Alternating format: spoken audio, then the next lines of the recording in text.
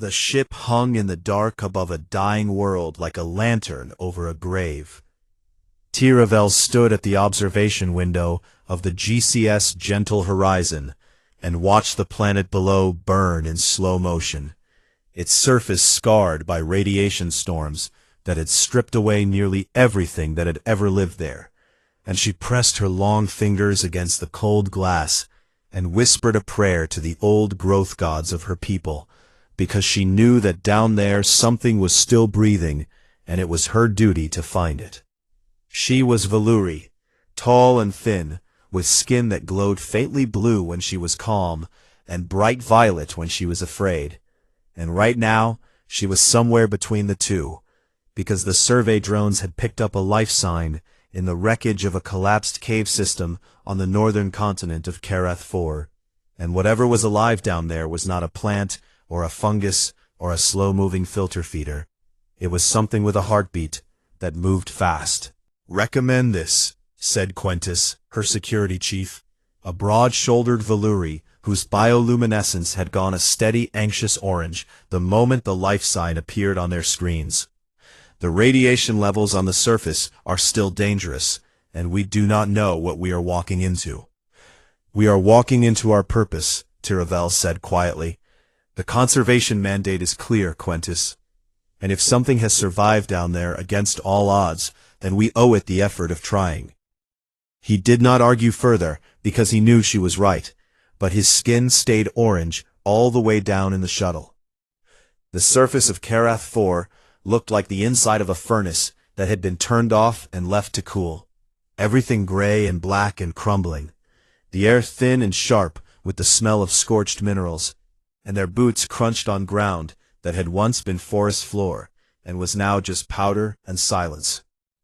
They found the cave system after an hour of walking through the devastation. A jagged wound in the side of a cliff face, where the rock had split and collapsed inward, and the life sign was coming from deep inside, where the rubble had created a kind of pocket, a small protected space that the radiation had not fully reached. Tiravel went in first, because she always went first.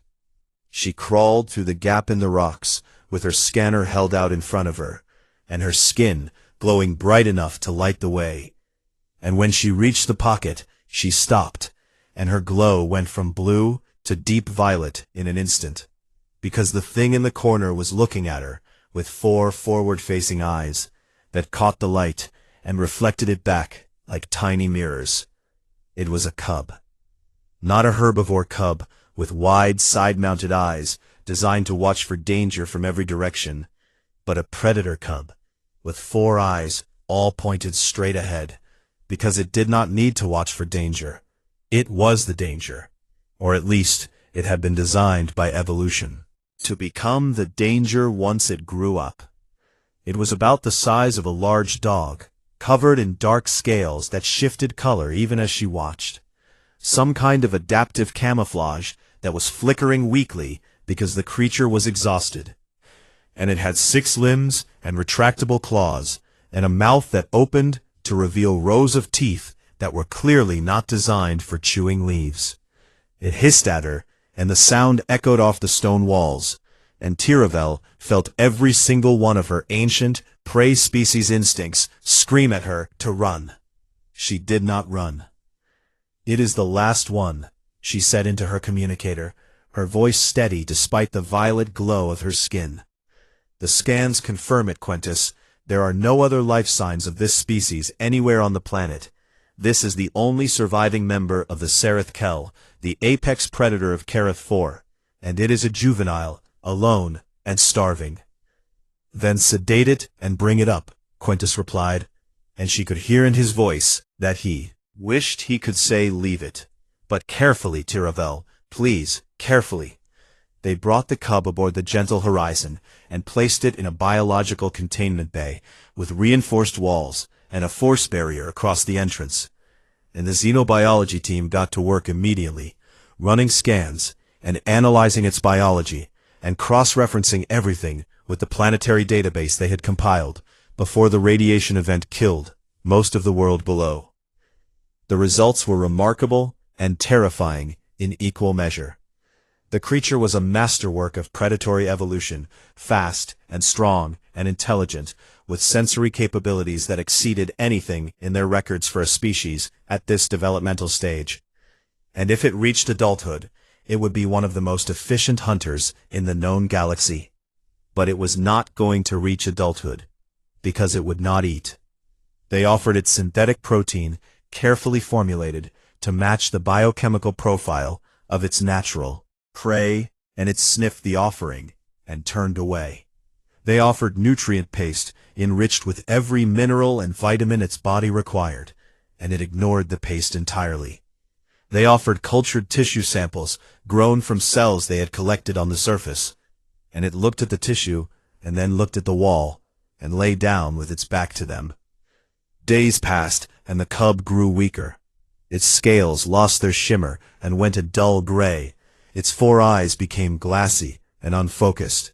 It stopped hissing at the staff who entered to check on it, which was actually worse, because the hissing had meant it still had the energy to be afraid, and now it did not even have that.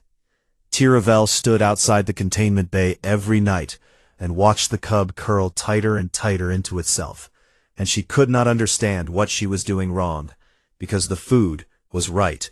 She had checked the molecular composition 100 times, and it was perfect. Every amino acid and mineral and caloric value matched exactly what this creature needed to survive. But it was dying anyway. On the 7th day, she sat in her quarters and drafted a message to Galactic Cooperative Command, requesting a specialist. Not a Valuri specialist, because they had already consulted every expert in their network, and none of them had an answer. But a specialist from a species that might understand what was happening, because they came from a world full of creatures just like the one dying in her containment bay. She requested a human. The reply came back within hours. A ship called the Rough Kindness was 2 cycles away, and it carried a specialist named Commander Sarai Okonkwo, whose file listed her expertise as apex predator behavioral ecology and rehabilitation. And when Quentis pulled up her service record, his skin went from orange to nearly white, because she had worked with Terran wolves and bears and great cats and 3 alien predator species that the rest of the galaxy had given up on entirely. She is a predator herself, Quentis said quietly, reading the file. Tiravel looked at the cub through the observation window and watched it shiver in its sleep, and she said, "Good, because right now I think that is exactly what we need." The Rough Kindness was not a beautiful ship, and it did not pretend to be one. It docked with the Gentle Horizon on the port side with a heavy metallic clang that rattled the corridors and made several crew members flinch, because Valuri ships were designed to dock silently and gently, and this human vessel apparently had different priorities. And when the airlock opened, Tiravel was standing there with her hands clasped in formal greeting, and her skin glowing a careful neutral blue that she had spent 20 minutes meditating to achieve. Commander Sarai Okonkwo stepped through the airlock, and Tiravel's blue immediately flickered toward violet. The human was not particularly tall by the standards of her species, but she carried herself with a kind of quiet weight that made the air around her feel different. And the first thing Tiravel noticed was her eyes, because they did not drift or wander the way Valuri eyes did, always scanning the periphery for threats. They locked on to Tiravel's face and held there with a steady, focused attention that felt like being pinned in place. "Liaison Botanist Tiravel," Sarai said, and her voice was warm, but there was something underneath the warmth that was not warm at all, something patient and watchful. "Thank you for the request. I have read your reports on the shuttle over, and I have some questions, but first I would like to see the animal." "Of course," Tiravel said, and she led the human through the corridors of the Gentle Horizon, and tried not to notice how every crew member they passed went still as Sarai walked by, their skin flickering through shades of unease they could not control. It was not that Sarai was threatening, Tiravel realized.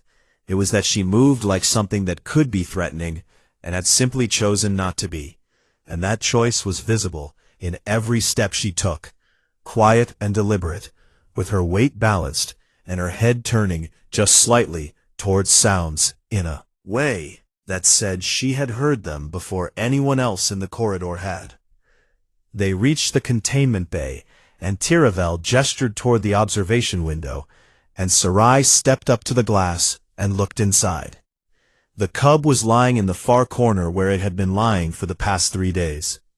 A small gray shape that barely moved except for the shallow rise and fall of its breathing, and its 4 eyes were half-closed and dull, and it did not react when the light in the corridor shifted as Sarai leaned closer to the window. Sarai watched it for a long time, without speaking. Tiravel waited, because she had learned in her career that silence from an expert meant they were thinking, and thinking was good. But the silence stretched on for so long that she began to worry that the human was seeing something hopeless that she herself had been too afraid to name. "What have you been feeding it?" Sarai said finally. And it was not a question, the way Veluri asked. Questions with careful framing and gentle preamble. It was direct and flat and expected an answer immediately. Tiravel brightened because this was something she was proud of.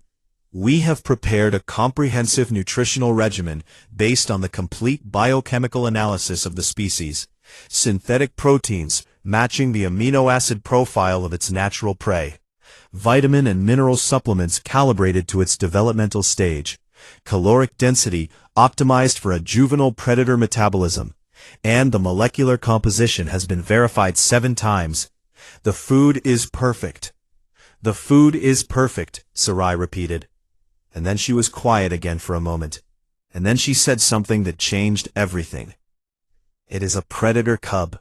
It does not just need nourishment, it needs to hunt." Tiravel stared at her, and her skin went through 3 colors in 2 seconds, because the words made no sense to her. The food was chemically identical to what the cub would eat in the wild.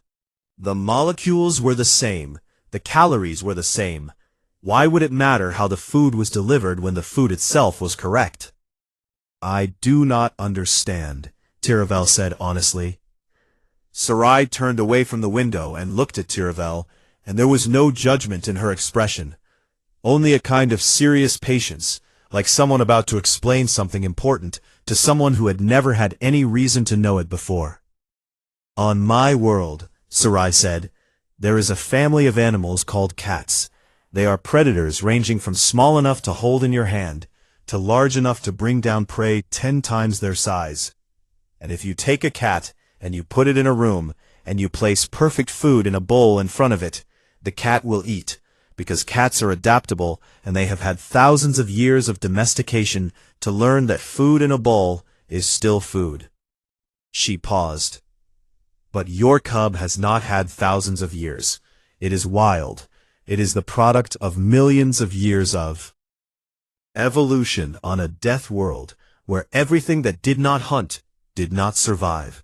And its brain is wired so that the act of hunting is not separate from the act of eating.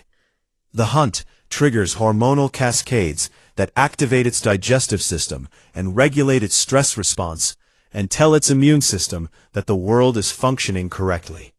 Without the hunt, its brain is receiving a constant signal that something is fundamentally wrong, and that signal is suppressing its appetite and its will to live." Tiravel felt something cold move through her because she was beginning to understand. "You are saying it is not starving because it lacks food," she said slowly. "You are saying it is starving because it lacks purpose." "Yes," Sarai said simply. Quentis, who had been standing behind them, with his skin a steady furious orange, finally spoke. "You're suggesting that we allow this creature to hunt and kill living things aboard a conservation vessel. Healing. Commander, not a slaughterhouse." "I am not suggesting anything yet," Sarai said calmly. "First I need to go in there and I need it to trust me." "Go in there," Quentis repeated, and his orange darkened toward red. into the containment bay, with a weakened but still extremely dangerous predator that has claws capable of cutting through our hull plating. Yes. Alone. It has to be alone. If I bring others, it will feel cornered, and a cornered predator does not build trust, it builds escape plans. Tiravel looked at Sarai, and then looked at the cub through the glass, and then looked back at Sarai, and she said, "Do it." Quentis made a sound of protest, but Tiravel was the mission commander, and her word was final. Sarai removed her equipment belt, and her communicator, and her boots, because she wanted nothing on her body that could catch, or snag, or make sudden noise, and she walked to the containment bay entrance, and she told the technician to drop the barrier, and she stepped inside barefoot onto the cold metal floor. The cub reacted instantly. Its dull eyes snapped open and bright, and all four of them locked onto Sarai with a sudden predatory focus that made every Valuri watching through the observation window stop breathing. And it rose from its crouch on shaking legs and bared its teeth, and the sound it made was not the weak hiss they had grown used to, but something deeper and older that came from the back of its throat, like a warning from the beginning of time. Sarai sat down on the floor. She did not sit quickly or slowly.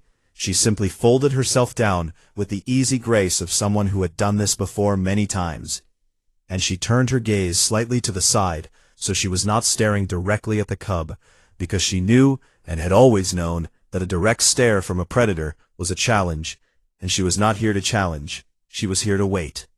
The cub held its defensive posture for a long time, claws extended and scales flickering, and all four eyes fixed on this strange creature that had entered its space, and then done the most confusing thing possible, which was nothing at all. Hours passed.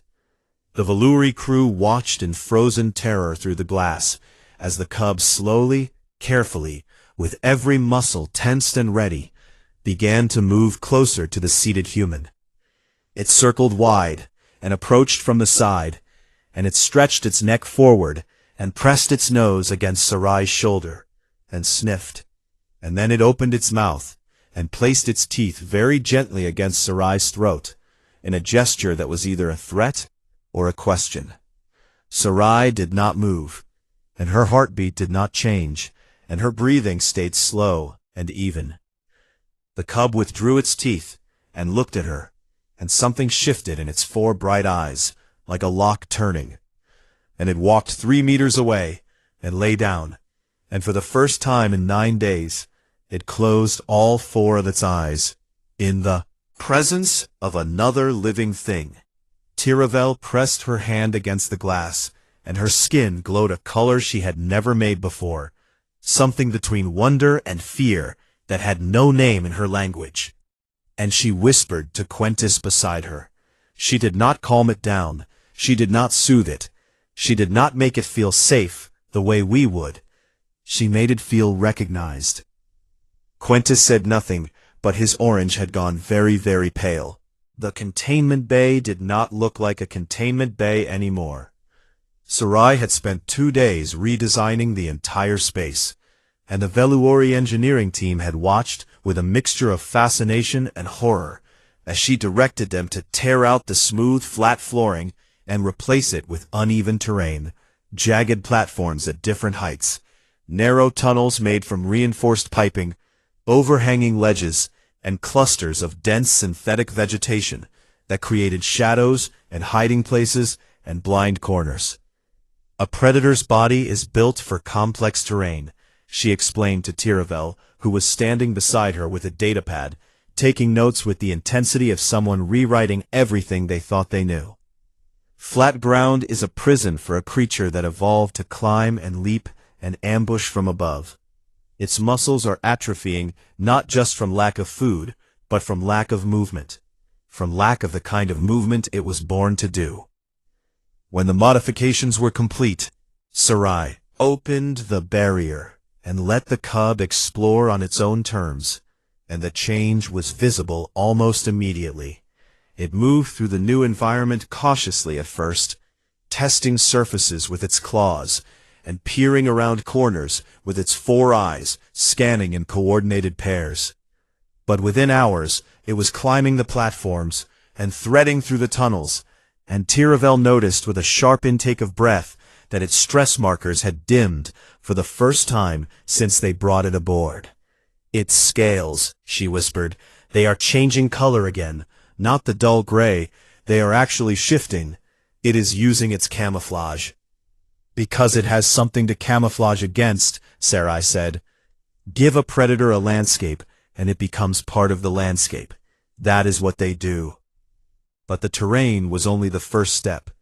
On the 3rd day, Sarai introduced the prey analogs, and this was the part that made Quentis leave the observation room, because he could not watch what happened. Next, without his entire body going a shade of distressed red that he found personally embarrassing. The prey analogs were small mechanical drones about the size of a Terran rabbit, wrapped in synthetic hides that had been treated with organic compounds to smell like living things, and they were programmed to move in erratic, unpredictable patterns, darting and freezing and changing direction the way real prey animals did when they sensed a predator nearby. Sarai released the first one into the enclosure from a hatch in the ceiling, and the effect on the cub was like watching a dead star reignite. Every muscle in its body went taut at the same instant, and its 4 eyes locked onto the drone with a focus so intense that Tiravel could see the pupils contract in unison, and its scales rippled from dull gray to a mottled pattern that matched the synthetic vegetation around it so perfectly that for one terrible, beautiful moment, Tiravel lost sight of the cub entirely. Though she knew exactly where it was standing, it dropped into a crouch that was low and fluid and completely silent, and it began to move. The stalk lasted 4 minutes and 12 seconds, and Tiravel recorded every moment, because she understood she was witnessing something that had not happened in the known galaxy for weeks, the last Sereth Kel hunting. And it moved through the terrain like water through stones, patient and inevitable, closing the distance to the drone in tiny increments. And when it finally launched itself forward, the strike was so fast that the observation cameras could only capture it as a blur of dark scales and extended claws. The drone never had a chance. The cub pinned it with its front limbs and delivered a single precise bite to the neck joint, where the synthetic hide met the mechanical body, and the drone went still. And the cub stood over it with its chest heaving, and its scales cycling through colors so vivid that they cast light on the walls around it. And then it ate. It tore into the synthetic protein core that Sarai had attached to the drone's chassis, and it ate with a desperate, focused hunger that was completely different from the apathy it had shown toward every bowl and plate the Valuri had placed before it. And it ate until the protein was gone, and then it licked the chassis clean and sat back on its haunches and made a sound that none of them had ever heard before. A low, rolling rumble from deep in its chest that vibrated through the floor. "What is that sound?" Tiravel asked. "Contentment," Sarai said. "That is the sound of an animal whose brain has just completed a cycle that evolution spent millions of years building, the stalk and the chase and the capture and the kill and the feed. Every step triggers the next neurological response, and when the cycle completes, the brain floods the body with signals that say everything is correct. You are what you are supposed to be, what you were born to do." Tiravel looked at the cub rumbling on the floor of the enclosure, surrounded by the wreckage of its first hunt. And she felt something crack open in her understanding of the universe. Because she had spent her entire career saving living things. And she had always believed that saving meant providing safety and comfort and nourishment and peace. And she had never once considered that for some creatures, peace itself was the poison. "The food was never the problem," she said. "No," Sarai agreed. "The food was always fine. The cub's brain simply would not authorize eating without the prerequisite experience of earning the meal. You were offering it survival without meaning, and for a predator, those two things cannot be separated." Over the following days, Sarai escalated the complexity of the hunts. And this was where Tiravel began to see the method behind what had initially looked like cruelty. Because Sarai did not make every hunt a success, programmed the drones to be faster and smarter. And sometimes the prey escaped. The cub would stalk and pounce and miss, and the drone would dart away, and the cub would stand there with its sides heaving, and frustration visible in every line of its body. "Why are you letting it fail?" Tiravel asked. "Because failure is part of hunting," Sarai said. "No predator succeeds every time. On Earth, the most efficient hunters still fail more often than they succeed. And the failure is what drives improvement. It is what builds strategy, and patience, and adaptability. If every hunt is easy, then the animal learns nothing, and becomes dependent on the ease. The cub did learn. It learned to read the drone's patterns, and anticipate direction changes. And it learned to use the terrain to funnel prey into dead ends. And it learned that patience was more effective than speed. And the Veluuri crew watched in reluctant fascination as the dull, dying creature they had pulled from a cave transformed week by week into something magnificent and terrible, its scales gleaming with health, its body filling out with dense predatory muscle, its 4 eyes bright and sharp and constantly scanning. Quintus returned to the observation room on the 12th day because his duty required it, and he watched the cub execute a hunt with fluid precision. And he said to Tiravel, in a voice that was strained with conflicting emotions, "We are creating a weapon. This is what she is doing. She is sharpening it." "No," Tiravel said, and she was surprised by how certain she felt. "She is not sharpening it. She is uncovering it. The weapon was always there, Quintus. We were just smothering it under kindness it could not use."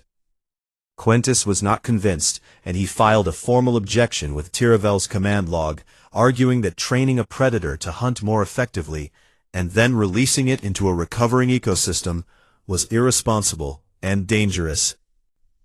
Philosophy of Rehabilitation Through Gentleness and Calm.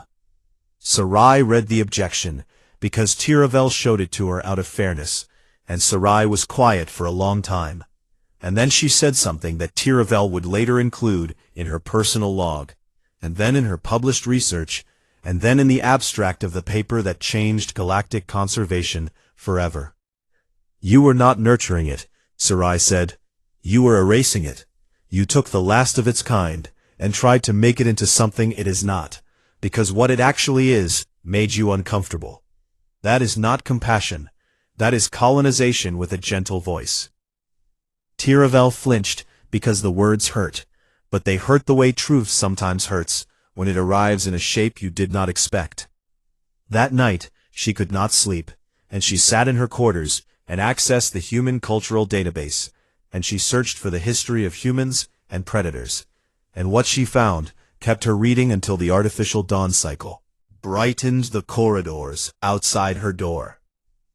Humans had not merely studied predators from a distance, the way every other civilized species in the galaxy had done. They had walked beside them. They had taken wolves, one of the most dangerous pack predators on their world, and over thousands of years they had built a partnership so deep that the wolves became dogs, and the dogs became family. And the two species had reshaped each other's evolution through sheer, stubborn mutual devotion. And they had done the same with cats, and with birds of prey, and with a dozen other species that any sane herbivore civilization would have classified as threats to be managed or avoided. Tiravel closed the database and stared at the wall of her quarters, and her skin glowed a slow, deep color that her people associated with the feeling of encountering something sacred. And she whispered to the empty room, "They did not learn to understand predators by watching from outside. They understood them because they are predators. They have always been predators, and they chose to love what they recognized in others." In the containment bay, the cub she had started calling Kale, after Sarai began using the name, was sleeping with all 4 eyes closed, and its rumble, vibrating softly through the deck plating, like a heartbeat from another world. Kale was not small anymore. 6 weeks into the rehabilitation program, the cub had grown into something that made the corridors of the gentle horizon feel like they had been built for a smaller and gentler universe. It was the size of a Terran leopard now, with dense muscle packed under scales that shifted color with a speed and precision that made it almost impossible to track with the naked eye. And when it moved through the complex terrain of its enclosure, it moved like liquid shadow, silent and fast, and utterly certain of every surface its claws touched. Sarai had expanded the hunt programs to include multiple simultaneous prey analogs that worked together in coordinated evasion patterns. And Kale had responded by developing strategies that the xenobiology team said should not have been possible for a juvenile of its species. It set ambushes, and it drove prey into kill zones, and once it deliberately let a drone escape so that it could follow the drone's retreat path back to where the other drones were clustered, and take 3 of them in rapid succession. "It is not just hunting," Tiravel said to Sarai as they watched from the observation room. "It is thinking." "Of course it is thinking," Sarai said with a small smile that showed her teeth. And after 6 weeks, Tiravel had stopped flinching when she saw those teeth. Apex predators are almost always intelligent, because hunting complex prey requires planning and adaptation, and the ability to learn from failure. Intelligence is not a gift of peaceful civilizations, Tiravel. It is a survival tool forged in the hunt. Kale had also bonded with Sarai in ways that made the crew deeply uneasy, because the bond did not look the way Veluri bonds looked. There was no gentle touching or soothing vocalization or careful slow approach. Instead, Sarai would enter the enclosure, and Kale would lift its massive head and make a sharp bark of recognition. And then it would pace alongside her, stride with its own.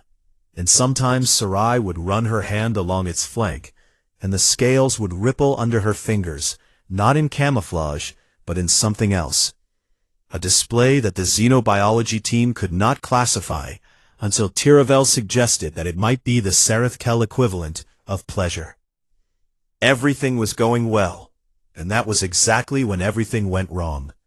The power failure began in the engineering section as a cascade fault in the secondary reactor coupling, a small malfunction that should have been contained, but instead spread through the ship's systems like a crack spreading through ice. And within 90 seconds, the gentle horizon was running on emergency power, with half its systems offline, and the crew scrambling through darkened corridors, lit only by the bioluminescent glow of their own frightened skin. The containment bay's force barriers were on the secondary power grid. They dropped. Kale felt the barrier vanish the way a river feels a dam break, instantly and completely, and the instinct that fired in its brain was not aggression or hunger, but something more fundamental than either. It was the drive to move, to explore, to expand its territory beyond the walls that had held it. And it flowed through the open barrier like smoke through a cracked door, and disappeared into the dark corridors of the ship. The alarm that Quentis triggered was the loudest sound Tiravel had ever heard aboard a Veluri vessel. "The specimen has breached containment," Quentis announced over the ship-wide channel, and his voice was steady, but his skin was pulsing red in the emergency lighting. "All personnel seal your quarters immediately.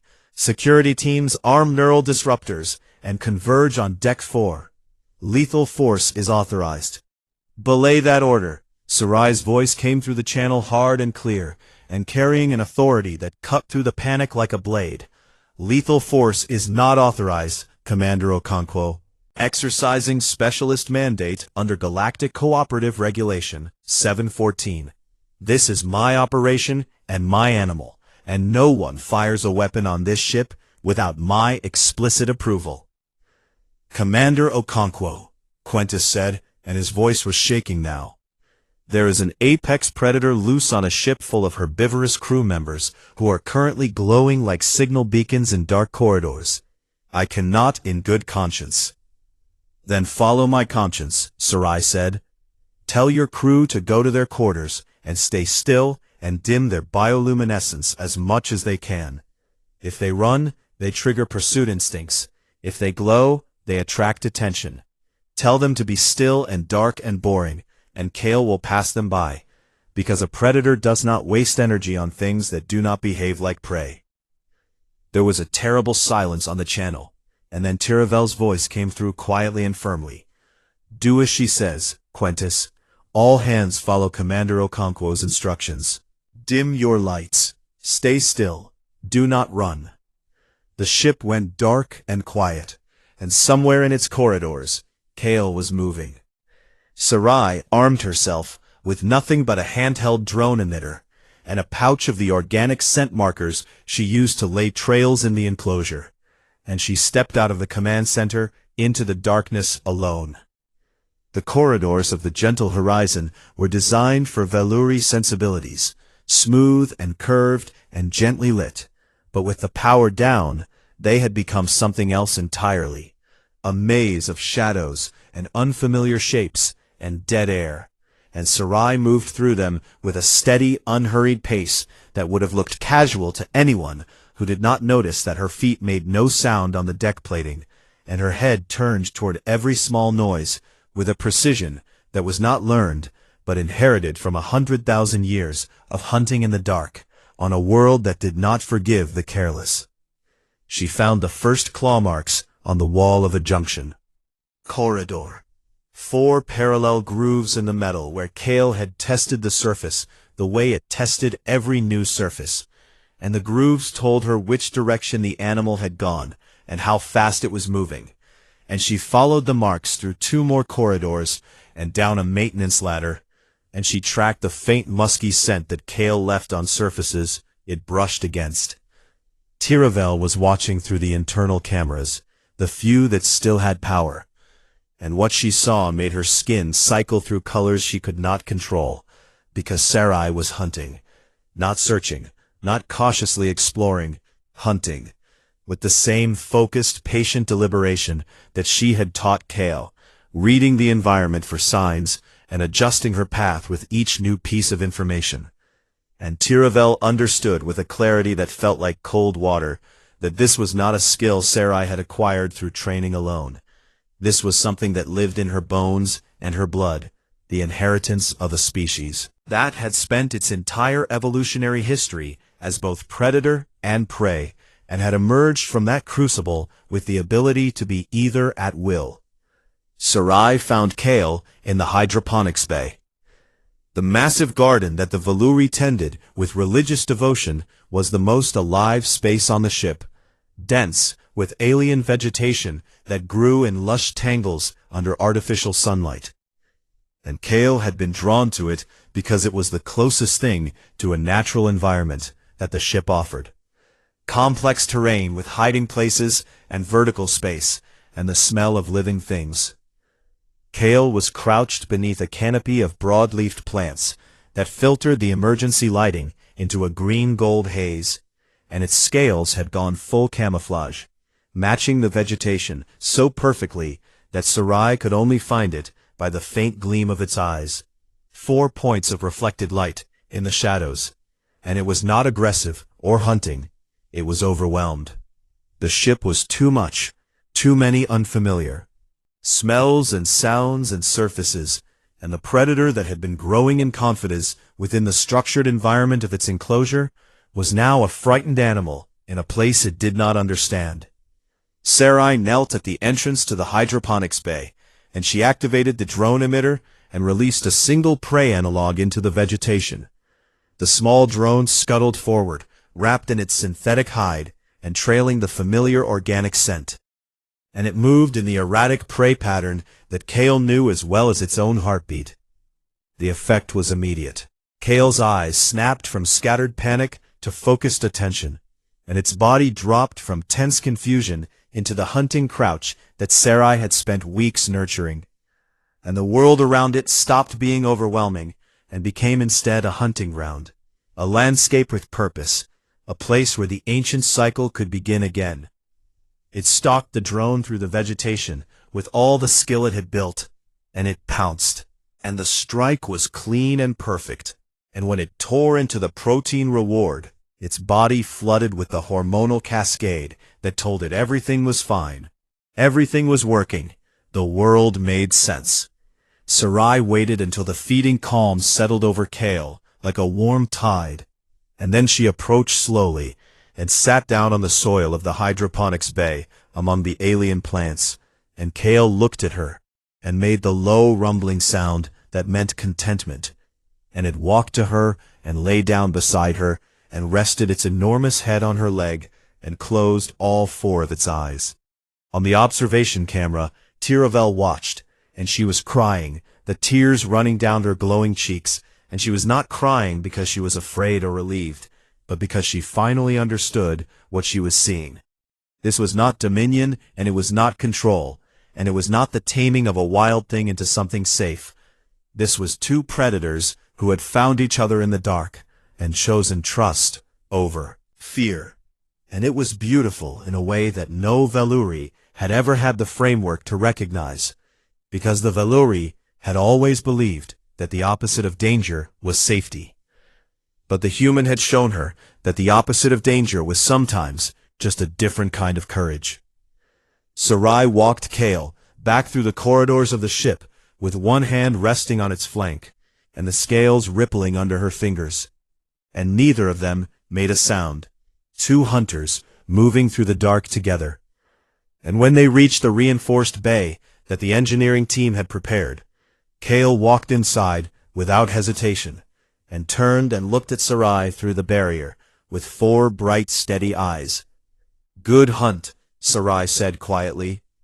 Kale rumbled. 3 months after a human woman sat on the floor of a containment bay and let a dying predator place its teeth against her throat, the surface of Karath 4 was beginning to breathe again. The Veluri rehabilitation teams had done extraordinary work. Pioneer plant species had taken root in the ash-covered soil and spread in slow green waves across the scarred landscape. Insect analogs had been reintroduced and were pollinating and decomposing and cycling nutrients the way small invisible things do when they are allowed to do what they were made for. And small herbivore populations were establishing themselves in the recovering grasslands and the edges of what would one day be forests again. But something was wrong with the numbers. Tiravel stood in the Ecological Monitoring Center of the Gentle Horizon and stared at the population graphs on her display, and her skin flickered with the pale blue-white of academic distress, because the herbivore populations were not stabilizing. They were exploding, growing faster than the recovering vegetation could support, and the overgrazing was already visible from orbit as brown patches spreading through the new green like a disease. "We are losing the grasslands," her chief ecologist reported. "The herbivore populations have no natural check on their growth. They are consuming the pioneer vegetation faster than it can recover. And if this continues for another 2 months, the entire rehabilitation will collapse. The soil will be exposed to the radiation-damaged atmosphere, and we will lose everything we have built." Tiravel closed her eyes, and she saw in the darkness behind her eyelids the shape of something she should have understood months ago when Sarai first said those words in the corridor outside the containment bay. Something about predators and purpose and the terrible, necessary balance of living systems. The planet did not just need life. It needed death. Hunt. She went to find Sarai. Sarai was in the reinforced bay with Kale, sitting on the floor the way she always sat, cross-legged and calm, with one hand resting on Kale's massive shoulder, while the predator dozed beside her with its 4 eyes closed and its rumble vibrating through the deck plating. And Tiravel stopped in the doorway and watched them for a moment before speaking, because every time she saw them together, she understood something new about the universe. "Kale is ready," Tiravel said, and it was not a question. Sarai looked up at her, and her dark eyes were steady and warm and sad all at once. "Kale has been ready for weeks," she said. "I was waiting for you to be ready." Tiravel made a sound that was almost a laugh, and her skin flushed a color that meant embarrassment and gratitude braided together. The ecosystem needs an apex predator. Without one, the herbivore populations will destroy everything we have rebuilt. Because we never included predation as a variable. We have never included predation as a variable in any of our conservation models, for any world, ever. I know, Sarai said gently. How long have you known? Since I read your rehabilitation reports on the shuttle, before I ever set foot on this ship. Your models are beautiful, Tiravel.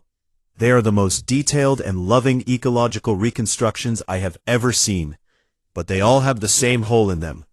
They all assume that an ecosystem can function without its predators, and that assumption has been failing quietly across every world the Valuri have ever rehabilitated.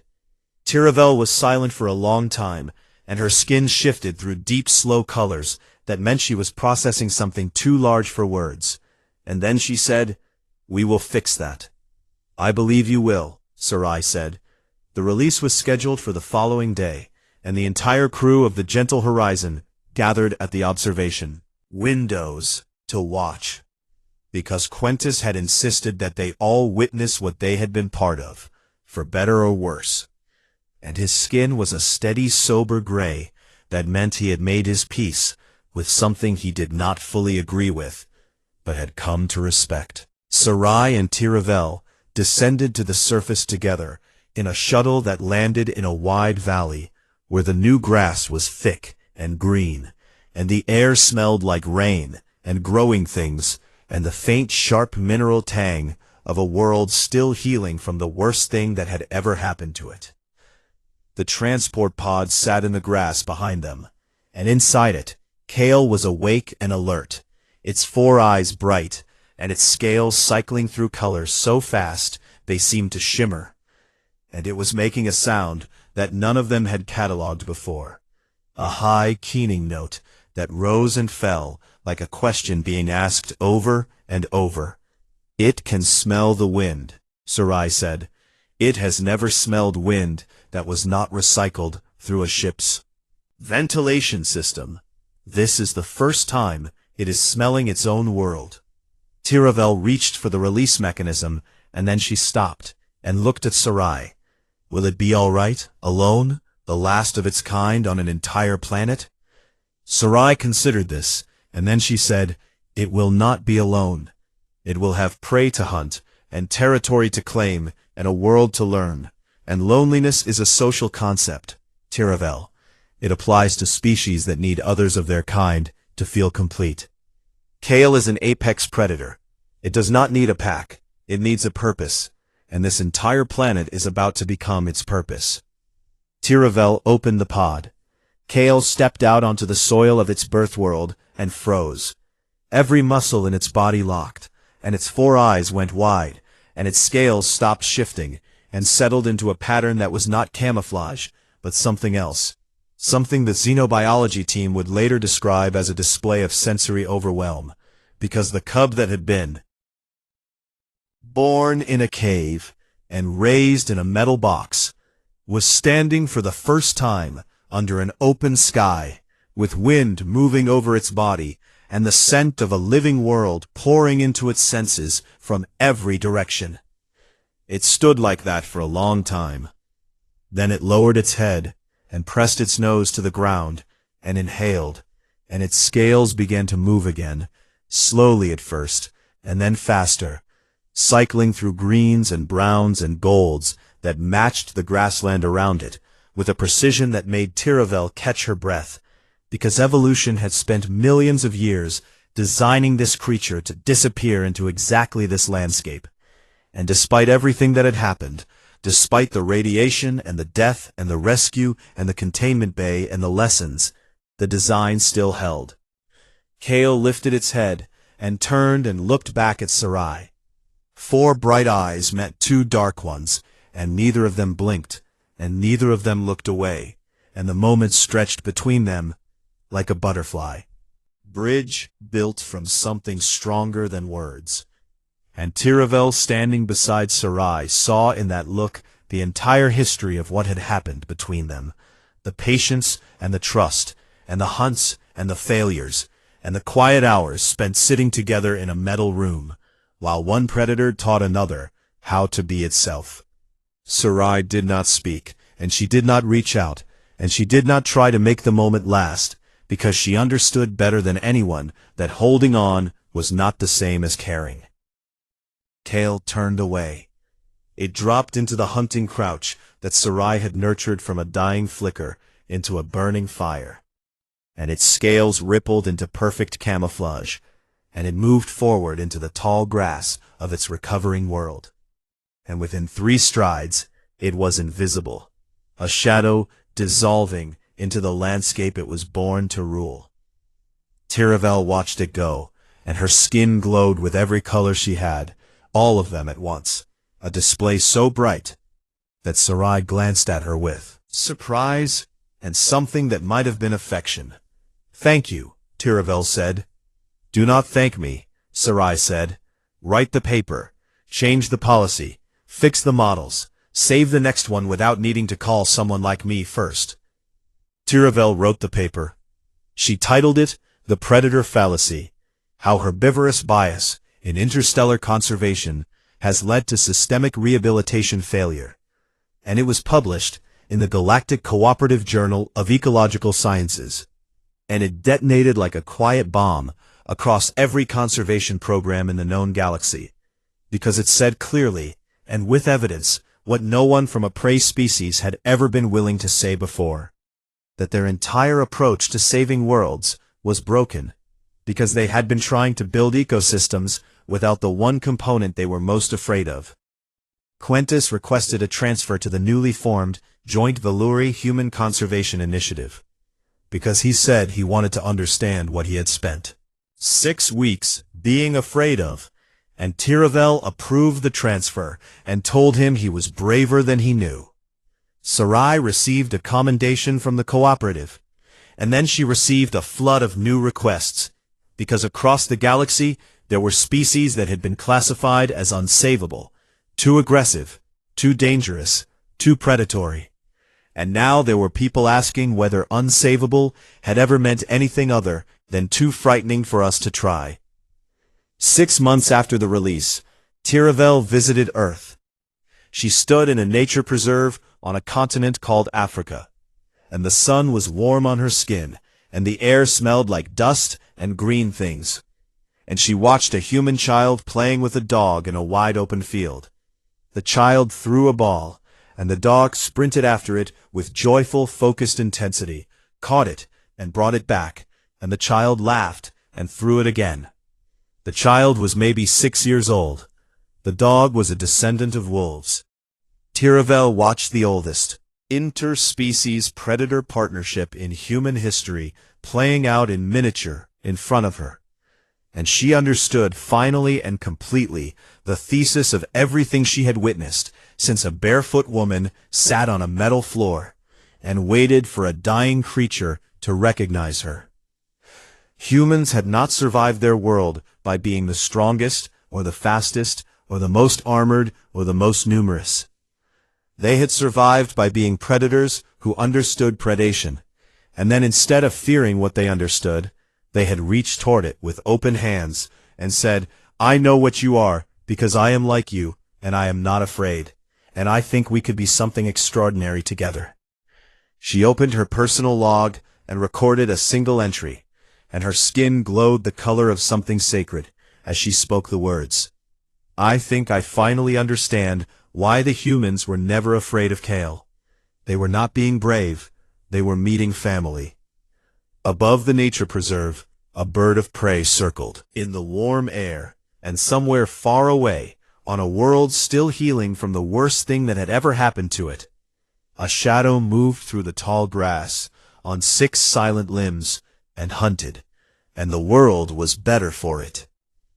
The galaxy had learned something it should have known all along, that the most compassionate thing you can do for a predator is not to make it gentle. It is to let it be what it is and love it anyway. And the humans had always known this, because it was the story of their entire species, written in the bones of every dog that ever slept at the foot of a human bed, and every hawk that ever returned to a human glove, and every cat that ever curled in a human lap and purred. Predators, all of them. Family, all of them. And the galaxy was only just beginning to understand.